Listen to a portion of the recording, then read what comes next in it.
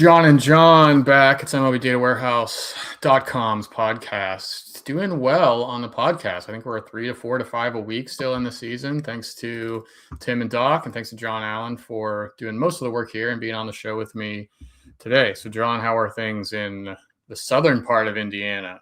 Oh, they're fantastic. I'm already getting excited to mow my lawn for the second time. Yeah, I did that crazy the other out there. day.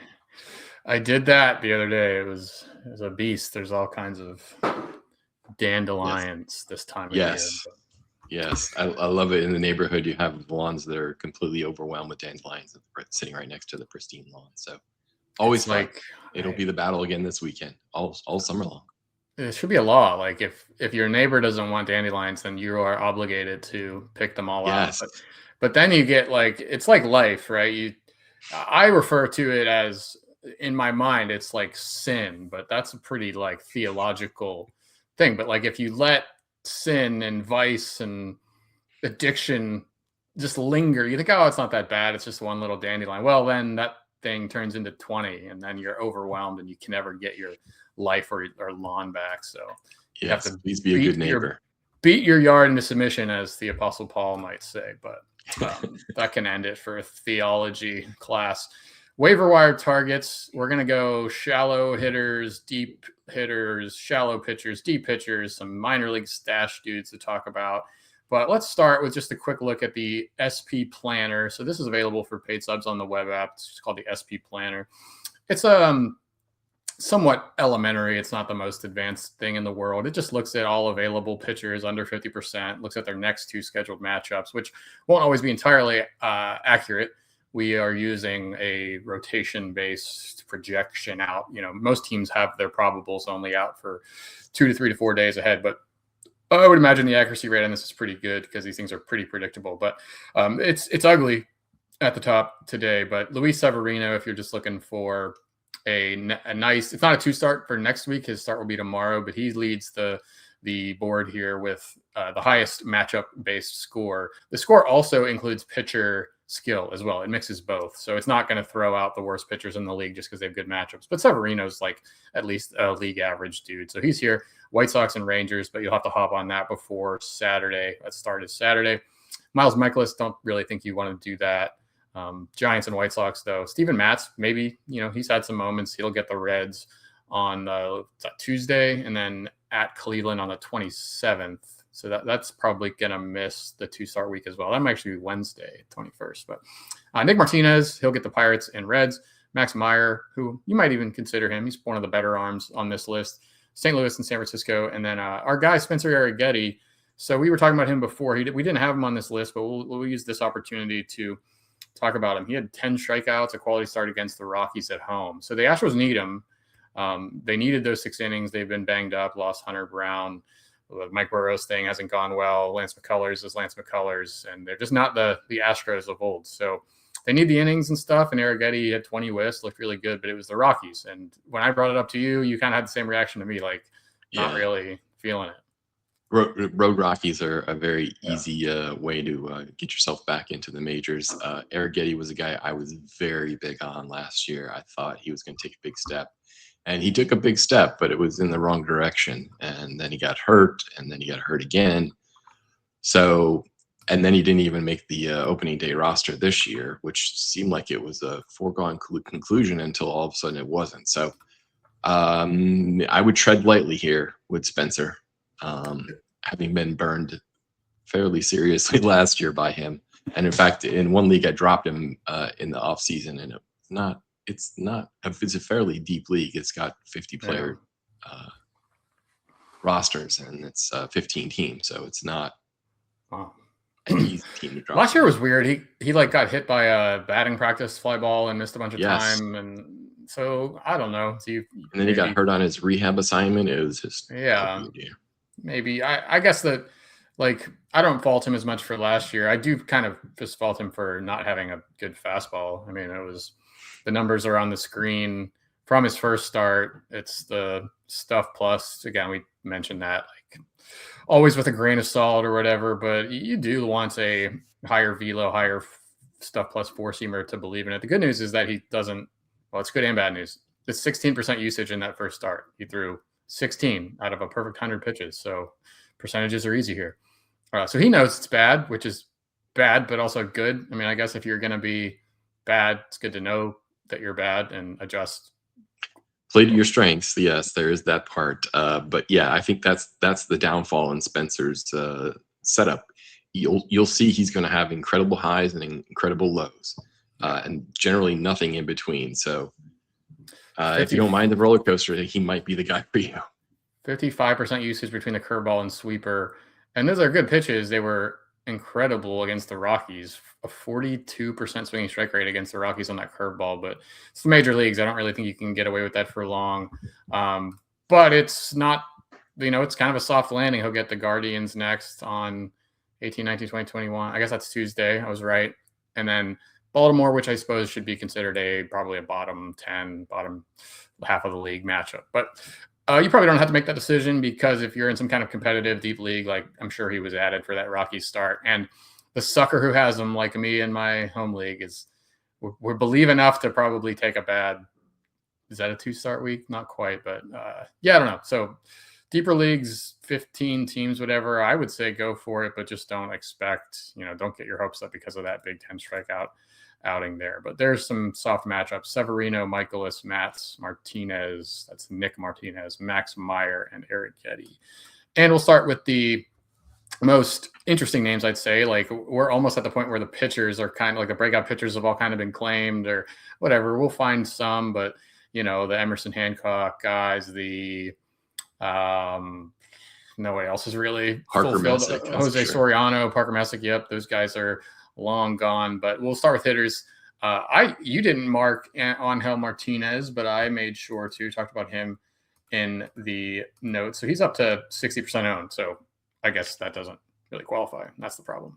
But, yeah, I was thinking that it's probably too late if you were going to get in on him. But yeah, he's off to a blazing start. He's still only 23 years old, so maybe this is the breakout that people have been waiting on. But we'll see. Yeah, that's what I was surprised to see. The age. I mean, I was late to him. I need a second baseman bad, and I went, and someone else had got to him already. At that point, he was like 40% owned on CBS, but I think that home run day, he set a new max EV. Bat speed is way up. Max EV is way up. So that seems to be a legitimate. Don't know for sure, but there's lots of good signs. It's not like he's just hit a couple home runs early on. Like, he's hitting the ball way harder. 14% K rate, 5% walk rate, 85% contact rate, 6% barrel rate. It's probably not a ton of power, but some, plus the speed and contact ability he has. Second base outfield eligible, but yeah, again, probably out of the picture in your more competitive leagues. One guy that is still available in a lot of spots that you marked down. This list doesn't seem to be in any particular order, so keep that in mind. But let's talk about Gavin Sheets for the Padres. Go ahead. Yeah, obviously he's usually on the strong side of a platoon, being a left-handed hitter. He had some good seasons, or at least parts of seasons, with the White Sox, and has found himself and found playing time with the Padres, who are red hot at the moment, which is just shocking to me in a way. But if you're looking for power, he does have that multi-position ability at first base and in the outfield. He could be a guy, especially with a trip to Colorado coming up next week, that you might want to grab. There you go. Yeah, man, the Dodgers are in Coors this weekend. That will be something. But yes, Sheets, only 6 plate appearances against lefties and 1 hit, looks like a single, 33% K rate. So probably not a confident everyday guy, but deeper leagues. I guess when we say shallow leagues, we mean like we're not talking about 8 teams or anything like that, but he can always hit. I mean, I always thought he was underrated when he was with the White Sox, and now the Padres got their hands on him. And yeah, the first base outfield thing can help. I was a little bit worried about the Nick Castellanos thing, but he's playing enough to matter, and he's always hit well against righties. What about Connor Norby? He's on the Marlins, off to a start, hitting 273, slugging 473, 2 homers, and a 10% barrel rate. A little bit lucky here, 204 XBA for Norby. Where's the BABIP? It's 333 BABIP, but a lot of fly balls, air pulls, that's looking all pretty good. Not hitting the ball super hard, but Connor Norby, what was the thinking here? Thinking here is that again, multi-position. He's going to be first base, third base eligible, probably in most places. Played mostly third base last year and is in the first base mix now.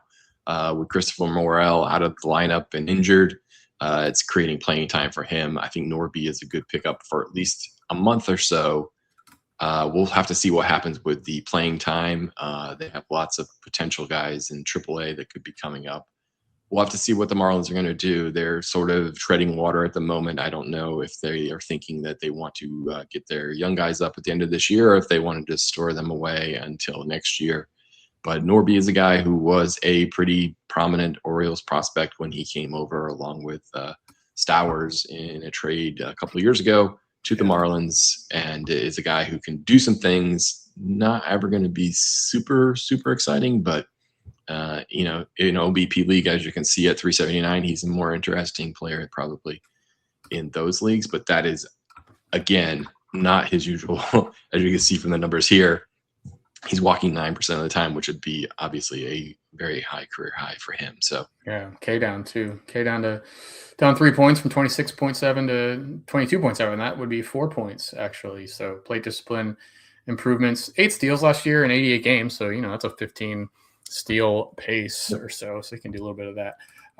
Connor Norby, he's only 6% owned in the online championship. So that is a guy widely available. Eligibility kind of the main sticking point. Nick York, I'll cover him. The Pirates are still, the rule is in my house that we watch all the Pirate games until they're 5 games under 500, and then I back off. Okay. So I think that's going to last a good bit. We'll see. They tough loss yesterday, but Nick York, Jared Triolo got hurt.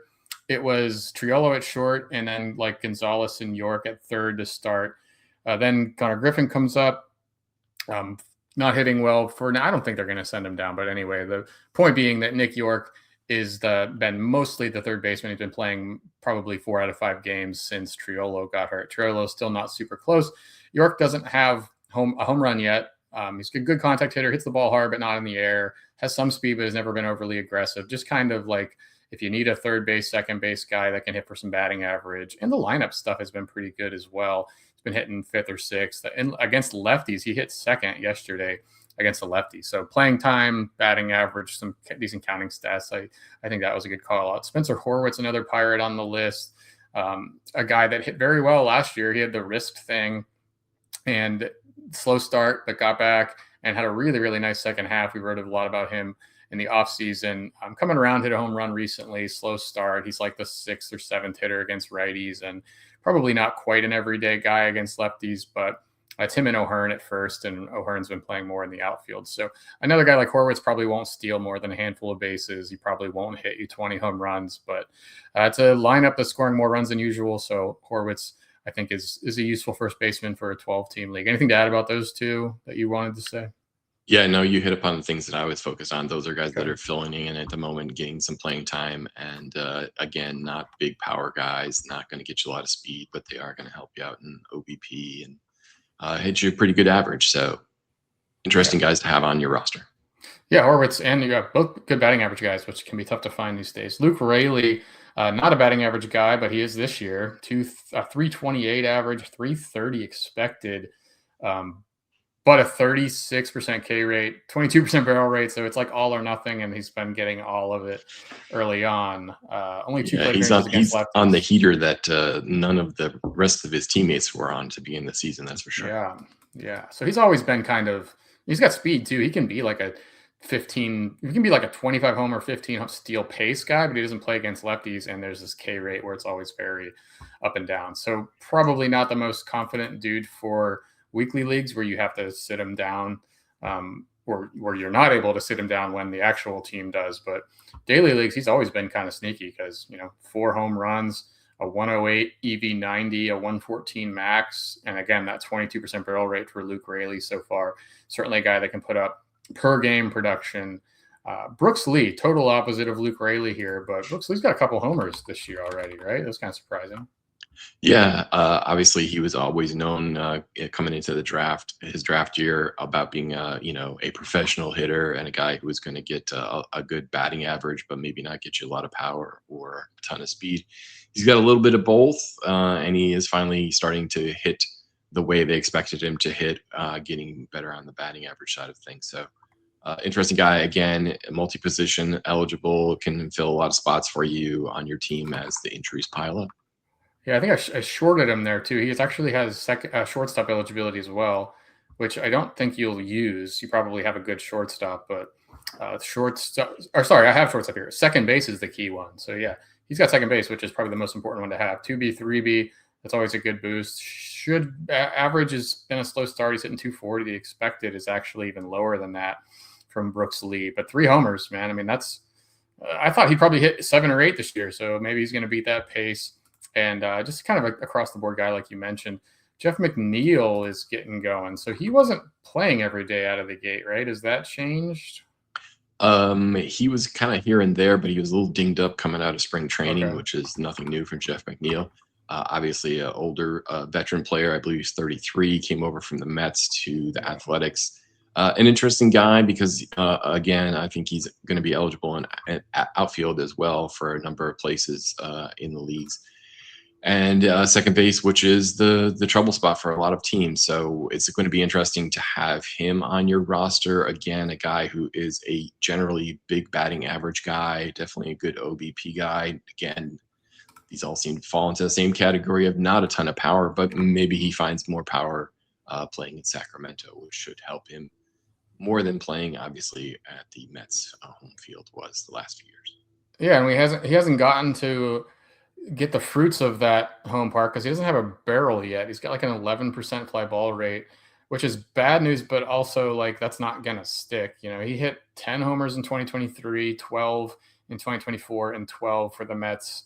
Did Jeff McNeil last year? So we certainly, unless age has just finally caught up to him, or not finally, he's 34, but unless there's been some actual change in that, like we would expect him to get back to a 15 homer pace with that new park and maybe just a slow start, kind of still getting geared up, like you mentioned about that. I kind of liked Jeff McNeil for any sort of like 12 team or greater as just a punt second base option. Hasn't worked out yet, still hitting 276. So possibly some good times ahead. He's got a 10 steal season, not too far in the past, 3 years ago, 2023. So you might get a 15-12 pace with a 270 batting average the rest of the way, which would work. Troy Johnston is here. This is a Rockies player who I'm not super familiar with. The Rockies have been throwing a lot of dudes around. Johnston's hitting 294, slugging 471 so far. Yeah, he's a guy they picked up from the Marlins. Gets some playing time at first base and in the outfield. He has been playing out of his mind here to begin the season. So getting more and more playing time, doesn't seem to be in a platoon exclusively anymore. Obviously, with the Rockies, like we said, they're going to be hosting the Dodgers here over the weekend. They'll be playing them into Monday, and then they have the Padres coming to town. Johnson is an interesting guy for this season. Somebody has to hit the ball there, and he seems to be doing it so far. So, as you can see here, K rates and the walk rates are pretty solid. So he's a guy who gets the bat on the ball. 26 home runs in 2023 in the minor leagues. I assume maybe some of that was in the majors, but yeah. And then just 11 last year in 125 games. Or sorry, that was 26 was in 2023. 2024 he hit 11. 2025 he hit 12. That's all on the minors. This year, a couple already with a pretty competitive K rate. The barrel rate at 5%, that should come up. I mean, this guy's a bigger power hitter than that, we think. So probably, I don't know, would you take Johnston over Horwitz? We didn't order this like we said. Yeah, I mean, they are probably right next to each other. I probably would go Horwitz just because I feel like he's got a longer track record in the majors. But, if it's a week like this where you're going to have some playing time at Colorado, I like that setup. Okay. Victor Caratini, if you're looking for a desperation catcher, probably a 2-catcher league guy, but yes. 67 plate appearances, so he's playing almost as many walks as strikeouts, just a 12% K rate, and some newfound thump. I don't know, 6.3% barrel rate. He's not typically a power guy, but swinging a good bat. Yeah, he did pretty well last year for the Astros. Came into more power, had been a guy who had basically been a backup catcher played for the Cubs and the Padres before he landed with Houston. And then Minnesota intentionally spent money, which they weren't spending money on anybody, on him. So obviously he's going to get some playing time. They're getting him some run at first base and at DH along with catcher. So the playing time is there. You got to like that part. And it's not all at catcher. So if you're in a two-catcher league, that's a guy that you should have some interest in. Yeah, 722 OPS last year. I mean, he looks like maybe a slightly above average hitting catcher. And I didn't know about that, him playing first. That's certainly a good sign for the playing time, which is really the first question when you're talking about a deeper league catcher or a two-catcher league guy. So that's a good one. Jack Caglione, one more, just in case people are jumping off. I mean, if he gets dropped in a 10-team league, I think I'd still add him. Is that kind of what you're thinking here? Yes. Vinny P in Kansas City had not had a home run until yesterday, and he got dropped in one of my leagues, and I happened to pick him up yesterday. So nice. Jack probably in that same category. I think there's an opportunity probably to buy low on people who thought that they were going to get Nick Kurtz light over here, because it's not happening at all at the moment. But I think it's only a matter of time before he gets to the power that we all saw in college and in his brief minor league debut. There are 3 players this year with 5 or more barrels and no home runs. So a 0% home run to barrel rate on at least 5 barrels. Do you want to guess who the 3 are? I guess one is obvious. I'm going to guess Jack has got to be one of them. Yes, that's right. I wonder if Vinny P is one of them. Not maybe before yesterday, but no. Okay. There's another Royal here. There's another Royal with 6 barrels and no homers. It's the big name. Bobby Witt Jr. Witt. Wow. Does he? I don't know if he still has 0. This doesn't mean he necessarily has 0 homers, but it's just that none of his barrels have gone for homers. And then Fernando Tatis Jr., 8 barrels, no home runs. Does he not have a home run, or because you can hit a home run that's not a barrel? But yeah, let me see. He might not. It's been a slow start for Mr. Tatis. He has a 15% barrel rate and no homers with a 22% K rate, so that's brutal. But Jack is one of those guys. It's just like, I think Tim and Doc even talked about him on their show last night. Like 13% barrel rate for Caglione, a 27% K rate, which is high, but it's not like you got to go back to the minors. You know, a 110.7 EV90, hit a ball 116.1, just a 16% fly ball rate, and that's been his problem. Talking about Jack Caglione here. Yeah. And that's a pretty big concern, but at the same time, a 16% fly ball rate can't happen. And it's not like they're all ground balls. He only has a 45% ground ball rate, just like a really high line drive rate, which is why we see the 273 average. But that just means the path isn't far off, right? Like a line drive is only 5 degrees from being a fly ball typically, and a 112 mile an hour fly ball, that'll be a home run. Generally a home run. Yes. So absolutely keep buying low on Caglione. This is just a redraft league discussion. Dynasty leagues, he's not going to be dropped or anything like that. But I guess you never know. You can hope. Yeah, there's some crazy. Deeper league guys, just 4. Let's breeze through these. Jeremiah Jackson, man, I had no idea he was playing second base. That was a surprise to see, but I guess he's filling in for Holiday. That's new. Yes, he's even getting more playing time. He's had a big week. Definitely one of the more popular ads this week on Fantrax. So a guy who at least is as interesting until Holiday comes back, but Holiday seems to be struggling. So maybe it's going to be a little longer run. That hamate bone issue that he had is not something that heals very quickly. So maybe Jeremiah gets a longer run than we expect. I'd say the reason that this isn't like a 12-team guy is he has a 24% K rate, which isn't horrible, but no walks. He swings 62% of the time, hits the ball on the ground on 51% of his batted balls. He's got a 359 BABIP. His XBA is 50 points below his actual, which his actual is 320. So a 270 XBA is still pretty good for Jeremiah Jackson, but plate discipline's a mess. Nobody really thought much of him coming into the year. But there you go. If you picked him up a couple weeks ago, you're pretty happy with it. Just don't think that he's a 900 OPS guy, anything close to that. There's some regression coming here as well. Yoan Moncada, speaking of guys we're how do we recommend Yoan Moncada? You're gonna have to make the case.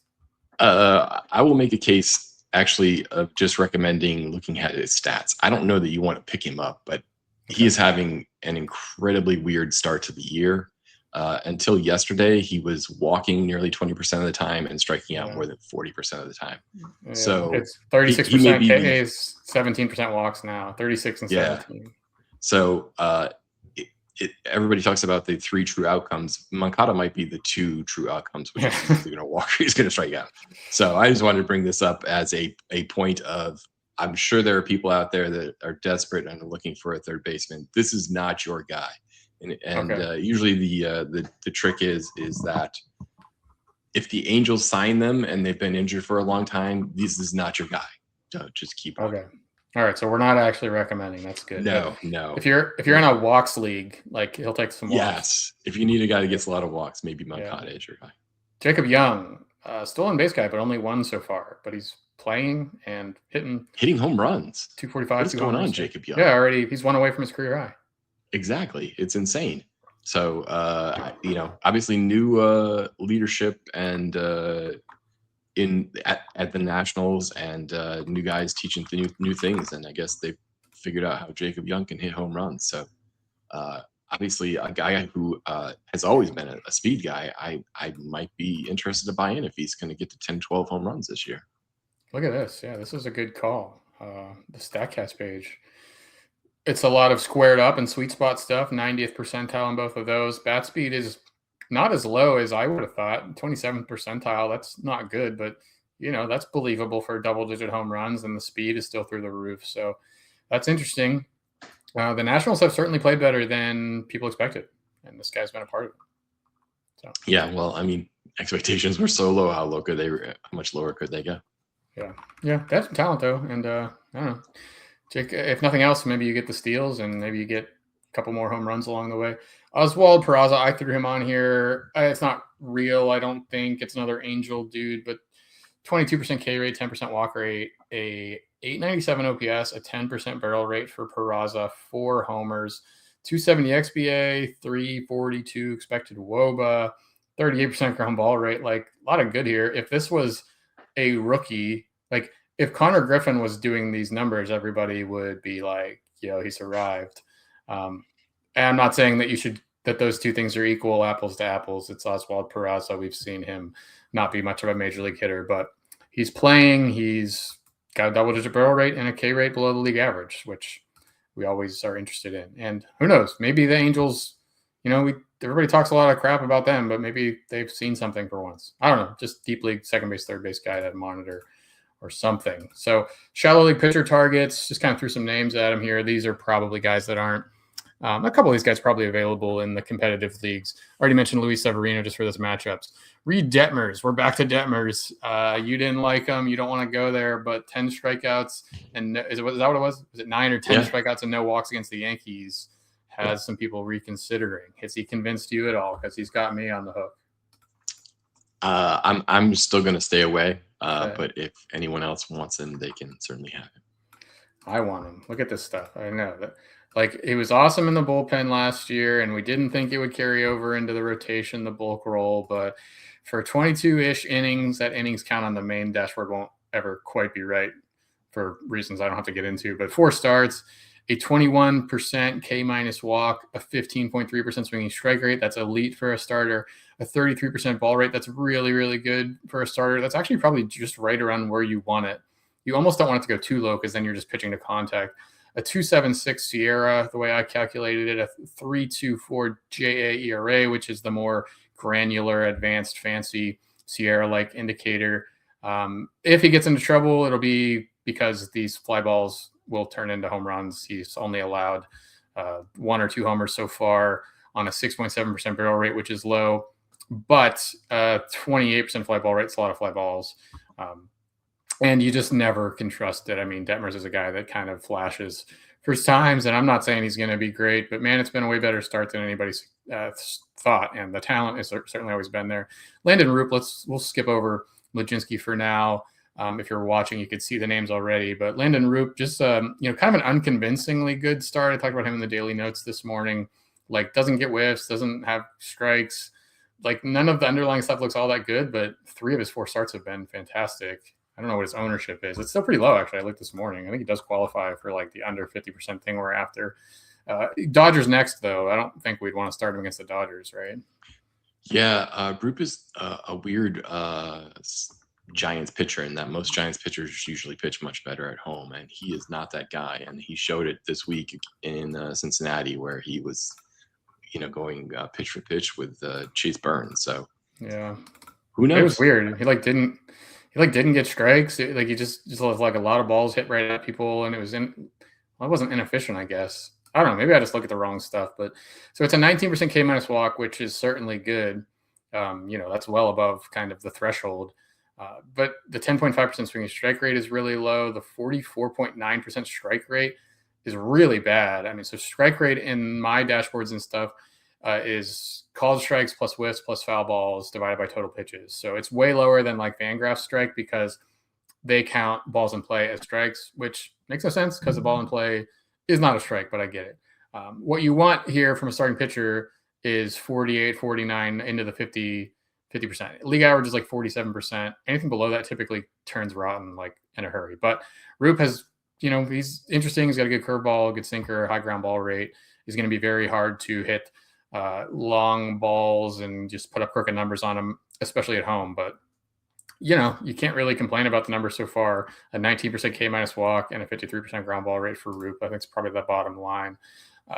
Kyle Harrison maybe gets dropped because he's had this injury thing, but he seems like he's fine. His fastball's been good. I don't know if it can stay that good, but I don't know. Just kind of a weird, crafty lefty guy. Gets pushed back after a little injury, but again, like he should make potentially even 2 starts next week. So I wouldn't, I'd be still at least keeping an eye on him in leagues of all sizes. And then 3 guys here that are certainly going to be pretty available. Carmen Mlodzinski, he just is not doing what we thought he would do. He's pitching 5+ innings. He threw 6 shutout innings against the Nationals the other day. He's got a 23% K rate, a 9% walk rate, a 52% ground ball rate, and no homers allowed through 4 outings, 3 starts. So I don't know. I still don't really believe in it. It's not a lot of whiffs. It's kind of the same problems I just mentioned with Roop, but if you need an arm, he's got a couple of good matchups coming up too as well. Any interest in Mlodzinski? Yes, I actually took what you wrote and went out and got him in a bunch of leagues because I was thinking that, he's going to be their closer pretty soon. maybe not so, but still he's pitching really well in the spots where he's pitching. So he's helping my ratios, which is not the worst thing in the world.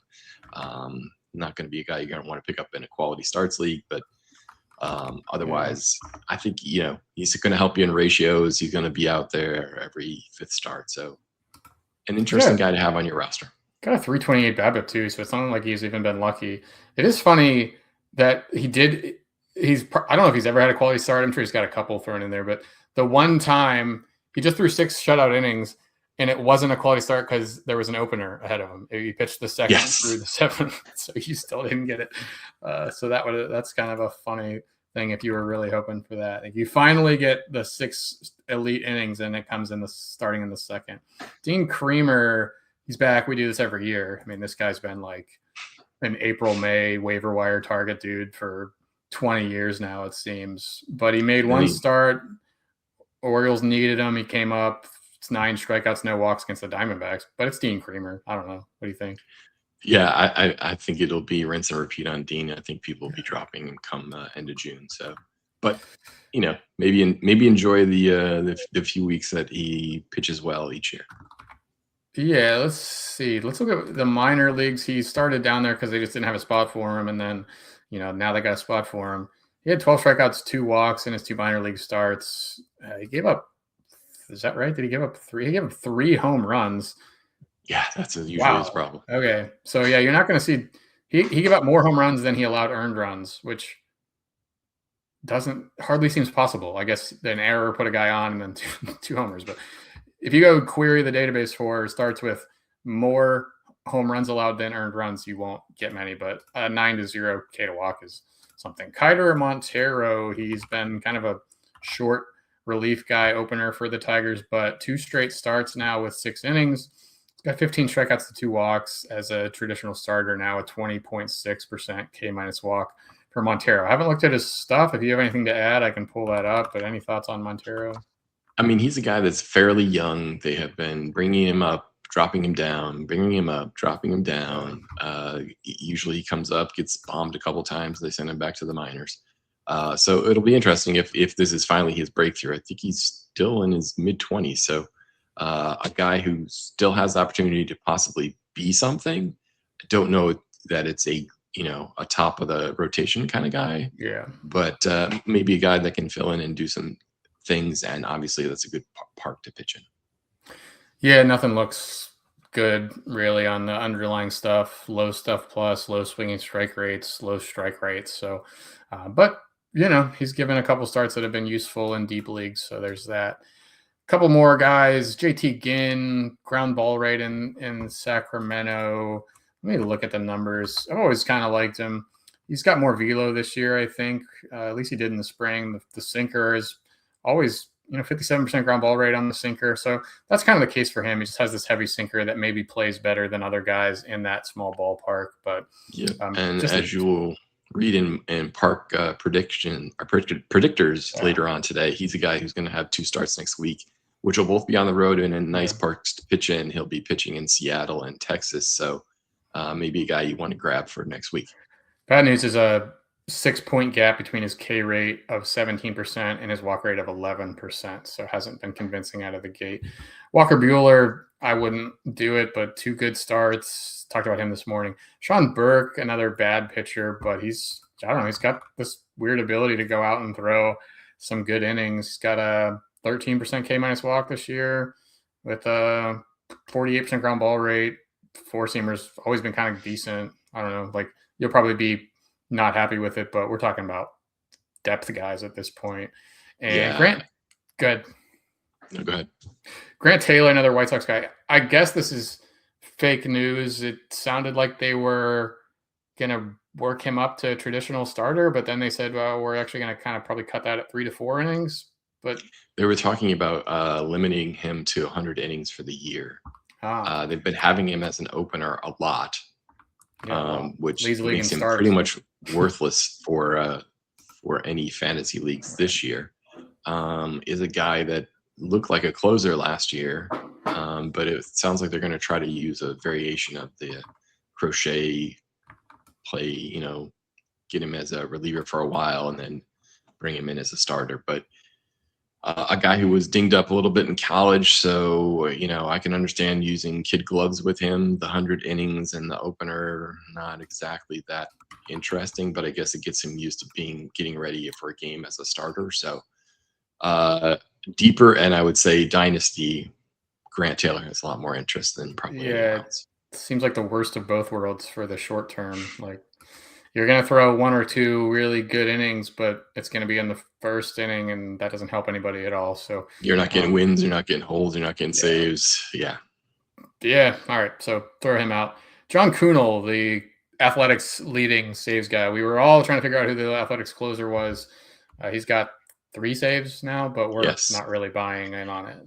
Yeah, Joel is a guy who is 6'5" and 290, and if he's saying he's 290, that means he's at least 300 something.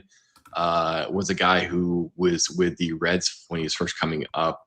In the past 2 seasons, he's played for 6 different organizations, so probably not going to be the guy. But this happens every now and then where some guy comes out of nowhere and becomes the closer. He is not a power guy. He is not going to get you strikeouts, which definitely says to me probably not going to be a closer long term, but definitely a guy who was very popular this week thanks to his saves that he's picked up.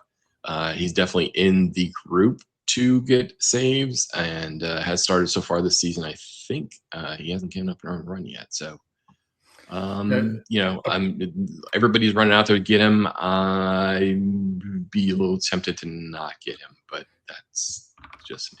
Don't spend resources on him, but plenty of leagues, it's a free ad, and maybe he'll grab some more saves. He's a .083 BABIP so far, .083, less than 100. So there's some luck there. 58% ground ball rate, throws a bunch of sinker. Ooh, that's disgusting. 62% sinker usage, 94 mile an hour sinker. Yeah, that ain't gonna work. Yeah. That's how he got out of trouble the other day. He got a base runner on, and then they got a double play to get out of the game. Yeah. So All right. Yeah. So don't go out of your way to get him. But yeah, I mean, you're probably everybody's looking like I could use another closer, and even in a 10-team league, like there isn't a clear guy available. But let's wrap this up. Just some stashes. So what I did is I went to AAA numbers on the stats dashboard, sorted by at least 3 starts and the K to walk leaders.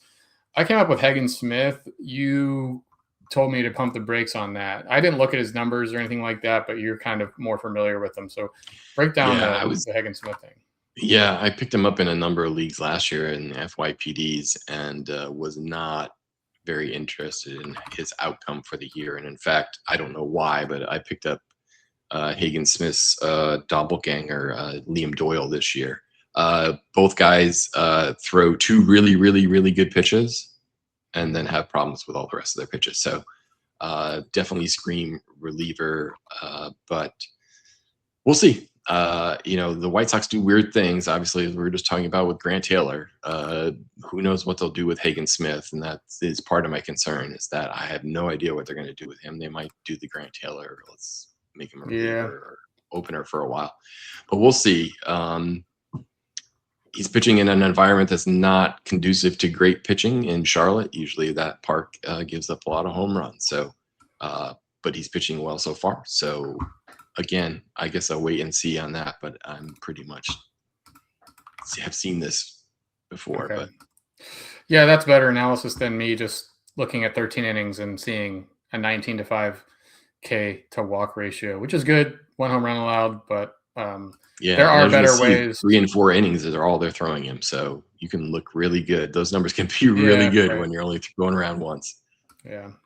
All right, so pump it a little bit on Hagen Smith. Wouldn't call him a auto ad if he gets called up. One guy I probably think is, though, we'll see if you agree, Robbie Snelling. He's up to 5 innings with 12 strikeouts in his last outing. Looks like we should see him this weekend again, and it's got to be knocking on the door for the Marlins. Yeah, and as you can see, he's starting to build up. They got him to 5 innings the last start, so I can't imagine there's a reason for them to continue to throw Chris Paddock out there, but who knows? They're the Marlins. They do weird things. Snelling is definitely ready. I thought he was ready from opening day. So right, yeah, 4-seamer at 94 miles an hour this year.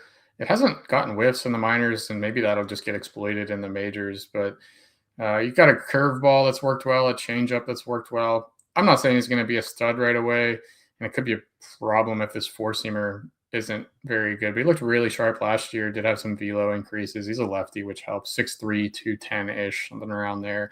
So, yeah, I would say, like right now in my home league, 10-team league, like my worst pitcher is Shane Baz and Emerson Hancock or something. Like, if Snelling gets called up today and I have the opportunity, I probably would be dropping my worst guy, Shane Baz, to take the shot on Snelling. So that's the thought on him. Peyton Tolley, he's probably not imminent to get a call, but the numbers are super good in the minors, and I don't think the Red Sox have had an injury, right? Not at the major league level, no. So sit and wait for that.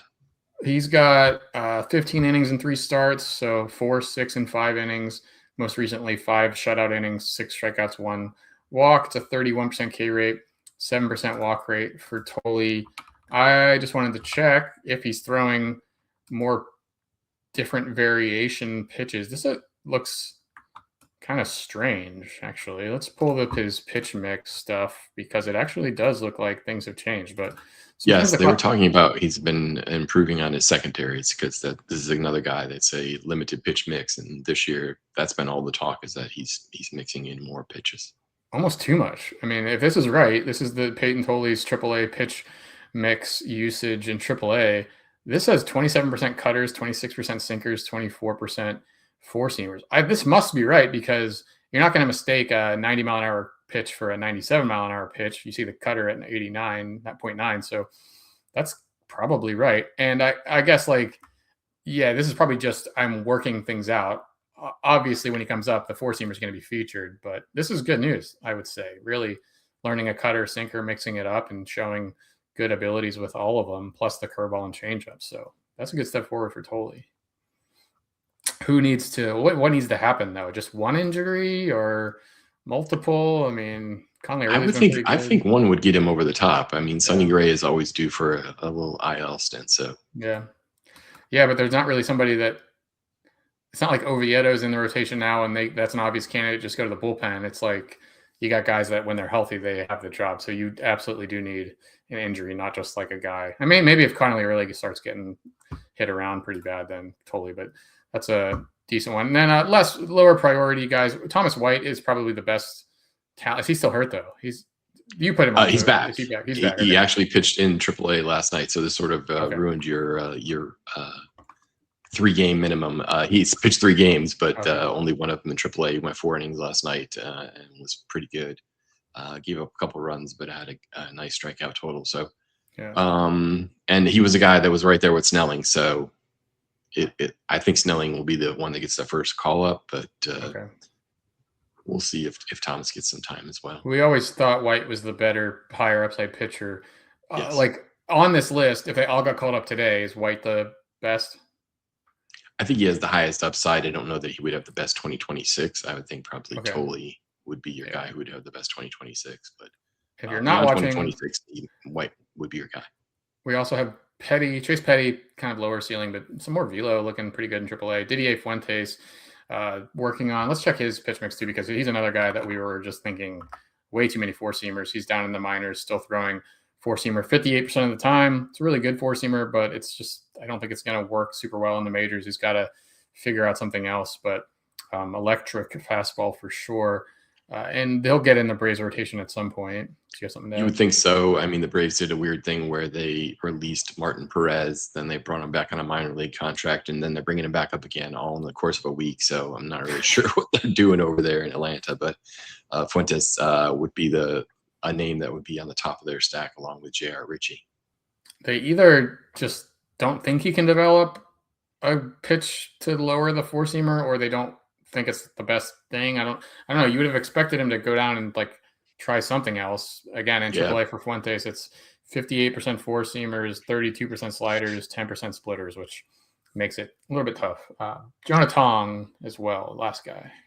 Yeah, the underlying numbers say that he's having a fantastic season, but the ERA and the WHIP do not look very good. So I don't think Jon is going to be up anytime soon, given those problems at the moment. But we'll see. He made big leaps last year, got all the way up to the majors, didn't look very good in the majors. Maybe he thought he was going to be in the majors this year, but certainly didn't pitch that way. So he's got to get some things put back together again, but is a guy with all the potential to be the best guy on this list. Yeah, a stat trio you don't like to hear so far for Tong in AAA: 15 innings, 10 walks, 4 home runs allowed. That will not be a good recipe for ERA, but that makes for a bad season. Yes. So that's it. We'll get an article out just with the names, but the details are all on the podcast. And good luck this weekend on waivers. Hope this helps. And we'll talk to you again next week. From Jon and John, we say goodbye. Peace out.